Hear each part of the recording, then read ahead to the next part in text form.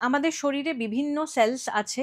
তো building blocks মানে বাচ্চারা সেই ব্লক দিয়ে বাড়ি বানায়। তো হুম। প্রোটিনটাও আমাদের শরীরে হচ্ছে তাই। একদম সেল বানাচ্ছে আমাদের শরীরটাকে। তো প্রোটিনটা খুব এসেনশিয়াল একটা জিনিস।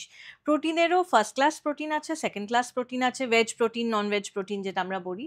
এবার অনেকেরই ধারণা যে আমি নন-ভেজ খাচ্ছি না, ভেজ থেকে কি সাফিসিয়েন্ট অ্যামাউন্ট অফ আমি প্রোটিন আ আসছে আমার শরীরে?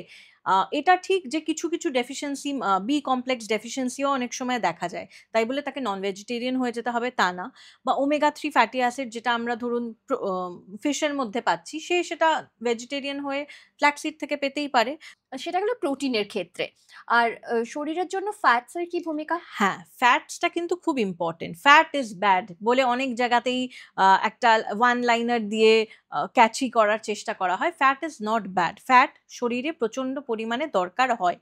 কারণ সিম্পল যদি আমি লাইনে যাই যে ফ্যাট সলিউবল কিছু ভিটামিনস আমাদের শরীরে লাগে যেটা A, D, E, K। তো ফ্যাট যদি আমাদের শরীরে একদম না থাকে তাহলে ওগুলো কি করে ভালোভাবে অ্যাবসর্বড হবে? তো মিনিমাম একটা আমরা ক্যালকুলেট করে ডায়েট অ্যাডভাইস যখন করি তখন বলি এত 10%, 15%, 20% দেখে বলি যে কার কত ফ্যাট পুরো ডায়েট অ্যাডভাইসে লাগছে। এবার ফ্যাটটা গুড ফ্যাট